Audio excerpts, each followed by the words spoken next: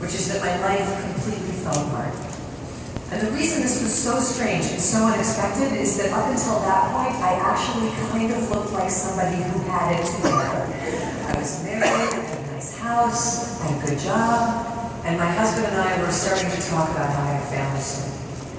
The reason I was on that path is that I had done exactly what my mother before me did, and her mother before her, and their grandmothers before that, and all the women in my family's legacy since the dawn of recorded history. I had gotten married quite young. And now it was expected of me that I would have children of my own and carry that legacy forward.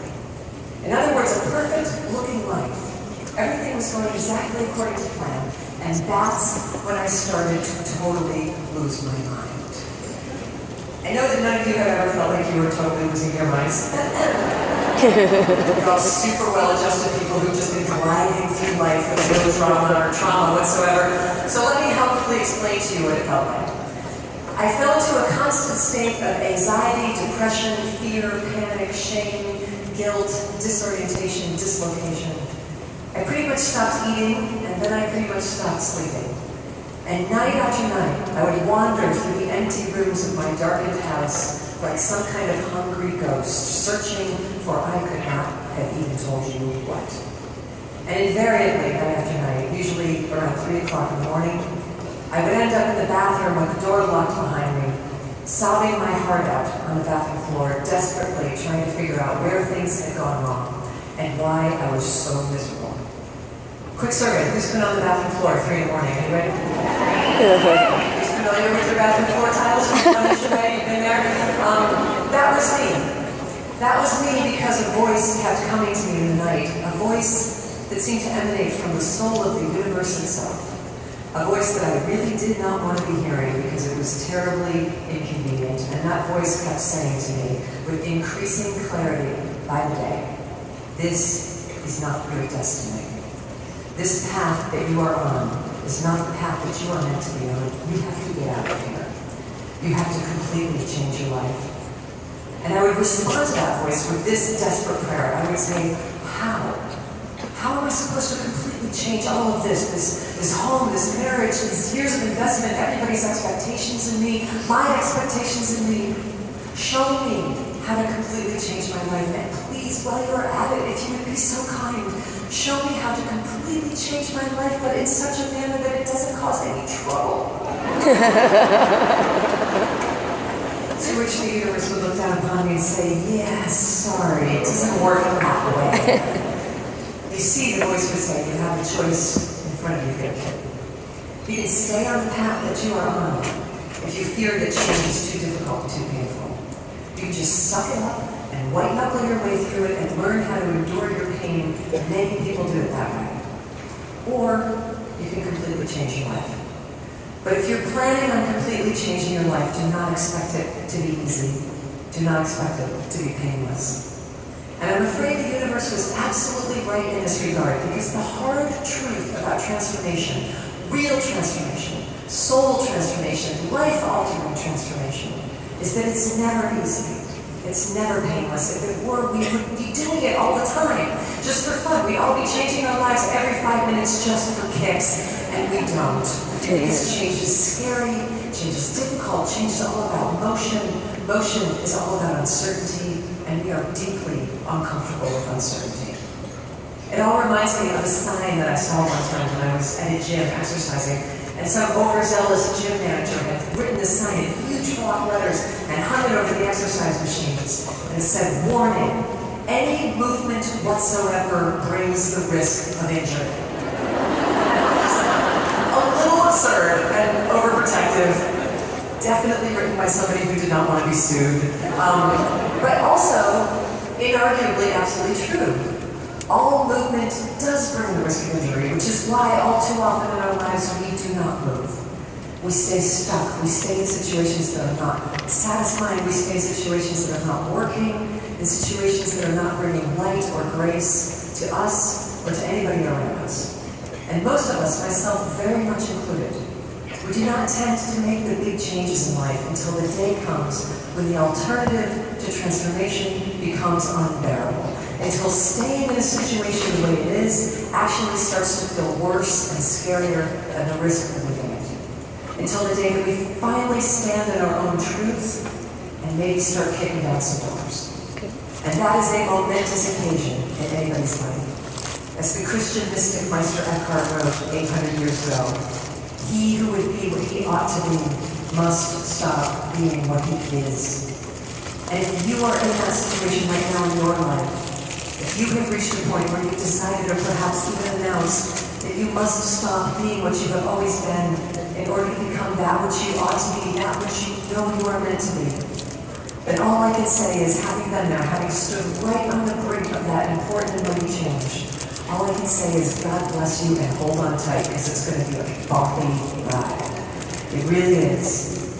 Because in between here, the person that you have always been, and here, the person that you must someday become, there lies a vast, wild, dangerous, unexplored territory that you have to somehow figure out how to navigate safely. And the only way I've ever seen it done, the only way I've ever seen anybody get from here to here with their soul and their dignity and their perspective intact is when they choose to regard that journey as a great and epic quest, as the single most important mission of their entire lives. And that's what I really want to talk to you today about. Quests, missions, crusades, pilgrimages, the brave journeys that we take in our life when we move out of the old and the familiar into the new and the unfamiliar. I've always been really fascinated by quests, and I feel like the more we understand them, the better chance we have to make sense of the biggest trials and difficulties of our own lives. Most of what I've learned about quests over the years, I learned from studying the work of the brilliant 20th century teacher and scholar, Joseph Campbell. Joseph Campbell was an amazing genius of a man. A great teacher. He spent his entire life studying the myths, the fairy tales, and the religious origins of every single culture on earth, looking for clues in all those stories as to our common humanity. And after years, decades of study, he was able to determine that there is this one story that never goes away. This one story that we have been telling ever since we became human. This one story that's been told again and again and again for tens of thousands of years in every corner of the world, and that is still being told exactly the same way today. Joseph Campbell called that one imperative human story the hero's journey. And when I break it down for you into its central elements, you are going to recognize it, because it is the single most important tale that we have as human beings. The hero's journey, it always begins the same way. It begins when a restless youngster in some distant provincial outpost begins to feel the call for the quest, the call for transformation, the call for adventure. Maybe there's a helpless virgin somewhere who needs to be rescued, or some evil king who needs to be killed, or a dangerous monster that needs to be dispatched. At first, the boy will resist the call and refuse it out of fear, out of reluctance to shake up his life, boring as it may be. He'll say, look, don't ask me to do that thing. That's way beyond my means. I don't have the power for it. I don't have the magic for it. I'm just a guy. I am definitely not your hero. But the call persists. Until at last, the boy feels he has no choice but to respond to it, and to enter into the unknown, the dangerous adventure. And that moment when you cross out of your life as it had been, and enter into the new and dangerous unknown world, that's what Joseph Campbell called crossing the threshold. And once you have done it, you can never go back to the way things have been before. Once he crosses the threshold, the boy immediately is thrown into what Joseph Campbell called the road of trials. This is the series of unbelievably difficult challenges and obstacles and temptations that the boy must somehow figure out how to manage in this new universe where none of the old rules make sense. Along the road of trials, the boy will meet all the same familiar, iconic characters who show up whenever and wherever the story gets told. There's going to be a trickster, there's going to be some wise old woman who gives really good advice, there will be friends who look like enemies, enemies who look like friends, and he'll have to sort through them all in order to create his team of allegiances. Critically, at some point in the journey, the boy will suffer what Joseph Campbell called the dark night of the soul, also known as the belly of the whale. This is the lowest point in the story. This is the point where the boy completely loses faith in himself and his own voyage. He considers quitting, perhaps even dying. And from that place, broken, humbled, shut down, scared and lost, he has to call down upon divine assistance. And that supernatural guidance will arrive, and with it, the boy will begin to discover, or rather uncover, talents and powers that he never knew he had before. Talents and powers that he is really going to need now as he faces the climax of our story, the great battle. In the course of the great battle, the boy will have to face down whatever it is in the world he is most terrified of. And in that battle, he will lose his fear. And only then will he emerge victorious, a hero at last, to inspire his people for generations to come. Does this story sound familiar? It should.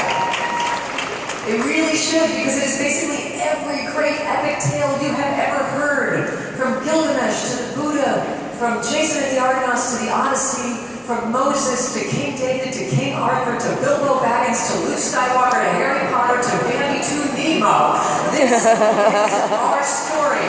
This is the story that we have never stopped telling. It's told exactly the same way in every society on Earth, in every language on Earth. Cultures on opposite sides of the planet who have never had any interaction with each other whatsoever tell this story exactly the same way, to the point that Joseph Campbell argued quite persuasively. The hero's journey is not something that any of us were ever taught. It's not something that any of us ever consciously learned. The hero's journey is simply who we are as human beings. It is the single most important story that we have, and as such, threaded into our DNA. This narrative is the guide. It's the directions. It's the story that shows you how to do it, how to survive the tribulations of life on Earth as a human being. It shows you how to listen for the call, how to answer the call, how to cross the threshold, how to walk your road of trials, how to choose your allegiances, how to survive your dark night of the soul, how to find your divine assistance, how to find your powers, how to fight your battles, how to lose your fear. The reason this story never goes away is because we cannot live without it. It is our light, it is our hope, it is our guidance and our inspiration. It is the single most important tale that has ever been told. It is magnificent. There's only one tiny little problem with the hero's journey. It has never included women.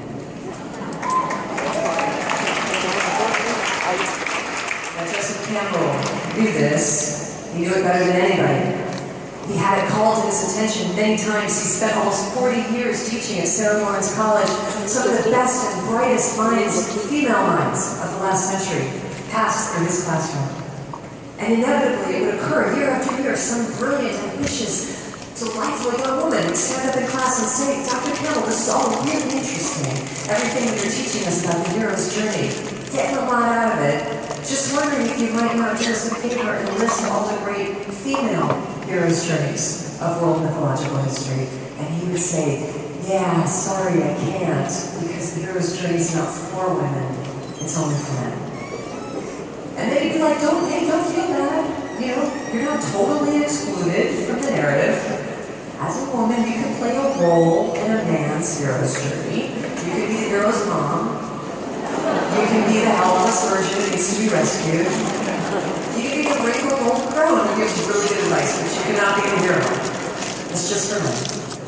And then he would go on to explain that mythologically, academically speaking, there has been considered to be a very good explanation for why the hero's journey has never included women. And it goes like this.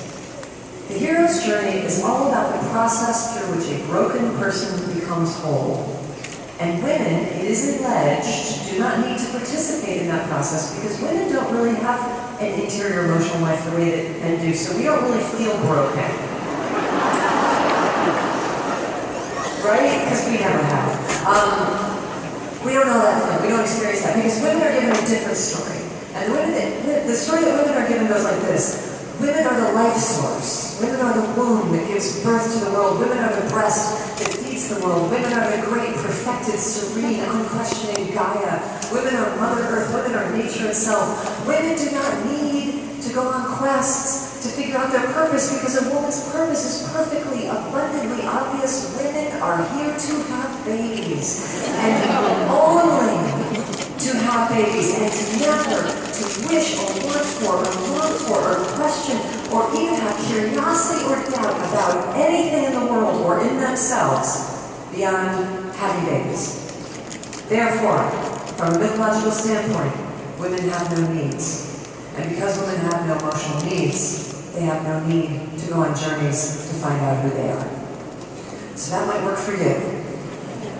It might. It actually totally might. You might completely see yourself in that version of femininity. And if you do genuinely walk through the world at all times feeling whole and perfect and serene and unquestioning without any doubts or issues, all I can say is, bless your heart, that must be awesome. But as for me, I could never find myself in that story. And all those nights, all those years that I was on the bathroom floor sobbing my guts out, begging God to show me my path and show me my purpose.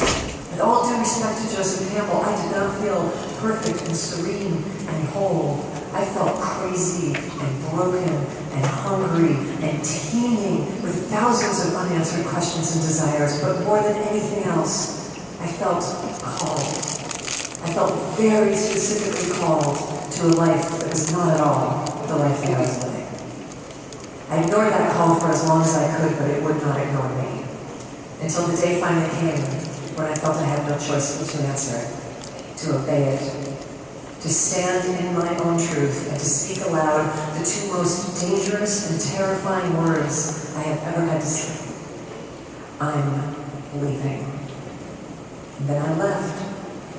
Left my home, left my marriage, and immediately I began to reap the severe consequences of that decision.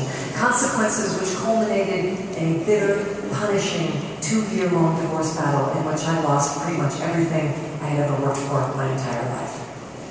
And what I did not lose in that divorce, I sold or gave away, until by the time it was over, I had nothing left of the life that I had been living. And I found myself standing in this strange, disorienting, new, emotional vacuum of a place where I was no longer the person I had always been, and I was not yet the woman I knew I needed to become. In other words, to put it in mythological terms, I crossed the threshold. And now I would have to go on my own journey to find my own path. But the tricky thing about a woman doing this, about a woman setting out alone in the world on a voyage of self-discovery and self-definition, is that we as women do not actually have tens of thousands of years of female role models to look to, mythologically speaking, for examples of other women who have done that kind of thing. Because for most of human history, women have not been allowed to do anything remotely resembling that. For most of human history, women have not been allowed to leave the house, much less the village, much less to set off on some odyssey of self-definition and self-discovery. There's an old American blues song that tells the whole tale. The lyrics go, when a man gets the blues, he grabs a train and rides. When a woman gets the blues, she hangs her little head and cries. And for most of history, I am sorry to report it, but you know it's true. Hanging her head and crying was often the only choice a woman had when the bottom fell out of the world and the walls collapsed around her in a heap of questions. But I didn't want to hang my head and cry. I wanted to grab a train and ride. So I did.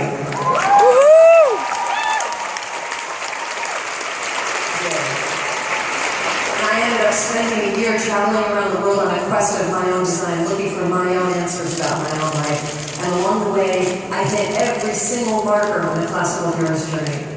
I had trials and difficulties and tribulations and temptations in new worlds where none of the old rules made sense. I found friends who looked like enemies, enemies who looked like friends, tricksters, wise old women who gave me really good advice. I certainly had dark nights of the soul where I lost faith in myself and my own path. And in those nights, humbled and broken and in despair, I had to call down upon divine assistance, and I felt its hand on me.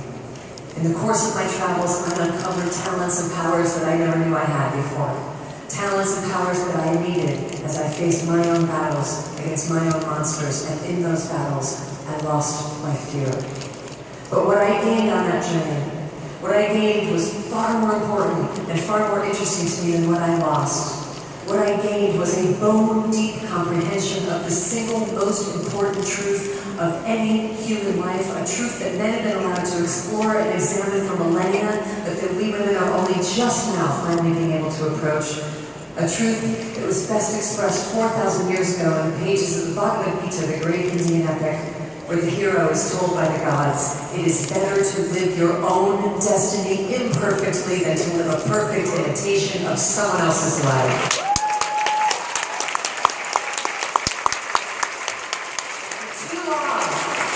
Women have been asked to own the intimate life rather than being able to chart our own course, but not anymore, we can do this now. In the 10 years since I got back from my quest and I wrote about it in my book, Eat, Pray, Love, I've heard from thousands of women all over the world telling me about their own hero's journeys. And their stories, I have to say, do not always look like mine, and they don't have to. You don't have to get divorced and move to India just because I did, everybody, okay? Just make sure that you know that. I always say to people, don't do what I did, ask what I asked. Because it is your questions that will bring you to your quest. And I've heard these thousands of stories from women talking about how they asked and answered the central questions of their own lives. Women who finally found the strength to leave behind abusive or restricted relationships. Women who figured out how to change jobs, change cities, change countries, change lives. Women who rescued themselves financially. Women who rescued their emotional or physical health. Women who figured out how to adopt a child rather than waiting for a man to come and give them a family. Women who quit the path that they were on to devote the rest of their lives to divinity or to service or to politics. And the ones who I bow down to most of all. The women who summoned the unbelievable reserves of power and dedication and self-love that it took to beat down the most insidious monsters of their personal history, the self-destruction, the self-hatred, the self-violence, the addictions and the compulsions that had kept them down forever, but now they rise, every single one of them, heroic.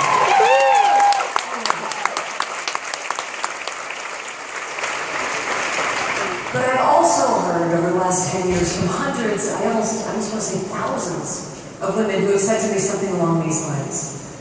You know, Liz, I would love nothing more than to do what you did. To chuck everything to the wind and go off on some big journey of self-discovery, but I can't, because I have obstacles in my life, and those obstacles are real.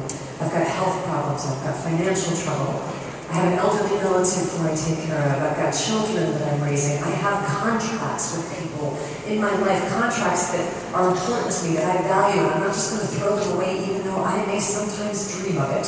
I am not going to. So I would love to go off and do this, but I can't because I have these limitations, and they say to me, believe me, these limitations are not in my imagination. Believe me, these limitations are real. Believe me. And I say to them, I believe you. Believe me. I believe you. I know what women are holding together in this world. I know the burdens and the responsibilities that are on women's shoulders. I know, believe me, I know. And yet, still, the call comes, does it not? In the night. The call for change, the call for courage, the call for transcendence, the call for the Christ. The call comes. And how are you meant to respond to that call at moments in your life where you can't just throw everything away to follow it? I have two stories that I want to tell you about this, which I hope will open up your imaginations to the way that you can interact with this idea of the hero's journey, even sometimes at the most restrictive moments of your own life. The first story is something that a woman told me in a bookstore years ago, and I've never forgotten it because it was so powerful and so inspiring. The story she told me was about her mother. Her mother had been raised in the 1950s in a traditional, conservative Irish Catholic household in a small, blue-collar American city. When she turned 18, she did exactly what her mother before her did, and her grandmothers before that, and all the women in her family's lineage since the dawn of recorded history. She got married, and she started having babies. In quick succession, she had 5 children. And when the oldest was 10, and the youngest was 2 months old, this woman's husband left her.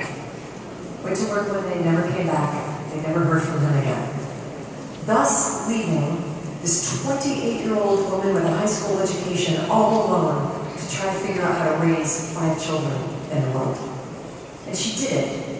I actually don't know the details of how she did it because I cannot even imagine the details of how she did it, but she did it. She managed somehow to find a way to keep those 5 children housed and fed and clothed and educated, and she safely escorted each one of them into adulthood, and I think for that alone, we can all agree she was a hero.